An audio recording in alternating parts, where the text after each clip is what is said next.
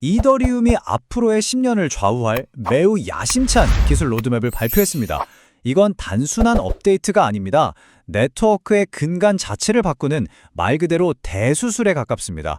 오늘 이 시간에는 이더리움의 새로운 청사진이 투자자에게 구체적으로 어떤 의미를 가지는지, 그리고 어떤 기회와 리스크를 담고 있는지 심도 있게 분석해 보겠습니다. 분석은 총 6부분으로 나눠서 진행하겠습니다. 먼저 이더리움이 현재 어떤 도전에 직면했는지 살펴보고 그 해결책인 스트로맵의 3가지 핵심 목표를 차례대로 분석하겠습니다. 그리고 마지막으로 이 거대한 개편이 갖는 의미를 정리해 보겠습니다. 첫 번째 파트입니다. 이더리움이 직면한 중대한 도전. 현재 이더리움은 명실상부한 시장의 리더죠. 하지만 그 왕좌를 위협하는 근본적인 문제들을 해결하지 못한다면 장기적인 지배력을 장담할 수 없는 상황입니다. 결국 핵심 질문은 바로 이것입니다. 수많은 경쟁자들이 치고 올라오는 이 상황에서 이더리움은 과연 기술적인 한계를 뛰어넘고 왕좌를 지켜낼 수 있을 것인가? 이번 로드맵에 바로 그 질문에 대한 답이 담겨 있습니다. 이더리움이 풀어야 할 문제가 얼마나 심각한지 단적으로 보여주는 게 바로 이 거래 확정 시간입니다. 지금 이더리움에서 거래 한 건이 완전히 확정돼서 되돌릴 수 없게 되기까지 약 16분이 걸립니다. 그런데 목표는 이걸 최대 16초로 줄이겠다는 겁니다. 수백 배를 단축하겠다는 거죠.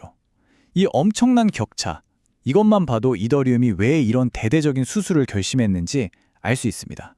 정리해보면 이더리움이 해결해야 할 핵심 과제는 크게 4가지입니다. 첫째, 거래 속도와 확정성 문제. 둘째, 네트워크 확장성. 그리고 셋째, 미래의 위협인 양자 컴퓨터에 대한 보안. 마지막으로 내장된 프라이버시 기능이 없다는 점입니다. 이것들은 단순히 성장을 좀 방해하는 수준이 아니라 이더리움의 존립 자체를 위협할 수 있는 아주 중대한 과제들입니다. 그렇다면 이 문제들을 해결하기 위한 청사진은 무엇일까요? 바로 두 번째 파트, 스트로맵입니다. 이더리움 재단은 앞서 말씀드린 이 도전 과제들에 대한 해답으로 아주 구체적이고 장기적인 기술 로드맵을 내놓았습니다. 이 스트로맵이라는 단어는 스트로맨과 로드맵을 합친 말입니다. 이게 무슨 뜻이냐면 한번 정해놓고 절대 바꾸지 않는 그런 계획이 아니라는 겁니다. 시장과 기술 변화에 따라서 유연하게 대응할 수 있는 일종의 가이드라인이라는 의미를 담고 있죠. 투자자 입장에서는 이런 유연성이 오히려 장기적인 리스크를 관리하는 데 핵심적인 요소가 될 수 있습니다. 이 청사진은 단기 계획이 아닙니다. 2029년까지 이어지는 무려 4년간의 장기 계획이죠. 여기서 주목할 점은 약 6개월마다 새로운 업그레이드가 예정되어 있다는 겁니다. 이건 투자자들에게 예측 가능성을 주고 또 개발이 계획대로 잘 진행되고 있는지 명확하게 확인할 수 있는 이정표 역할을 하게 됩니다.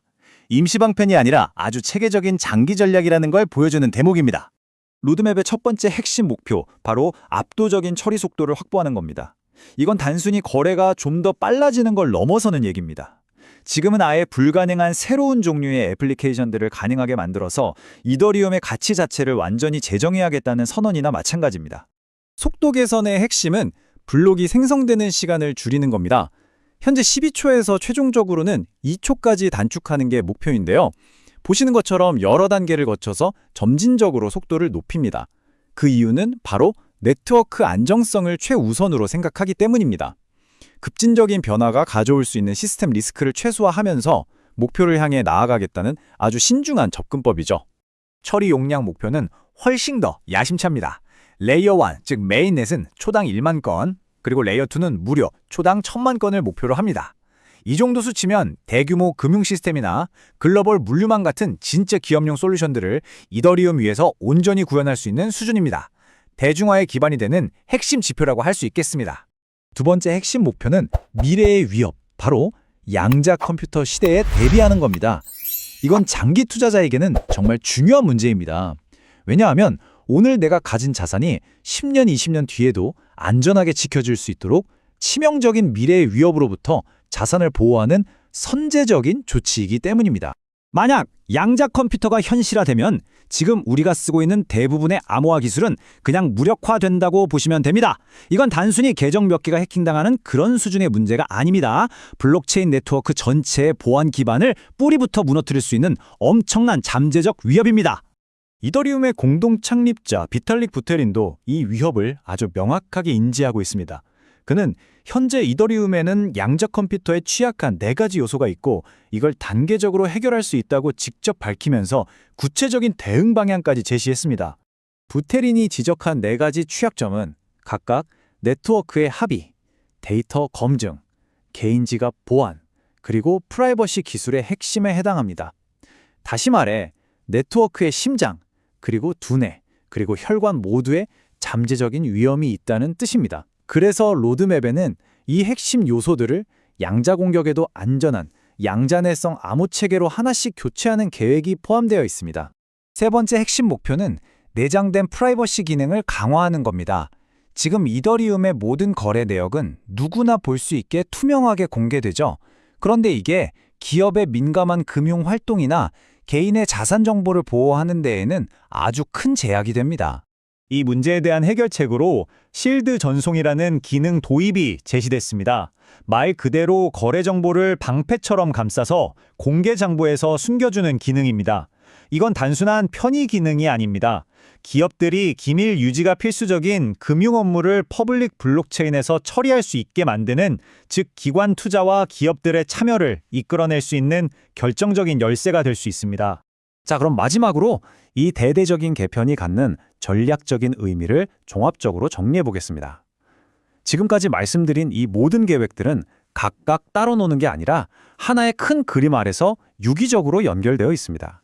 비탈릭 부테린은 이번 개편 전략을 테세우스의 배에 비유했습니다.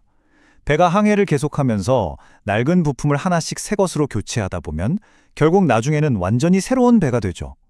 이처럼 네트워크를 멈추지 않고 핵심 부품들을 점진적으로 교체하겠다는 전략을 아주 완벽하게 설명하는 비유입니다.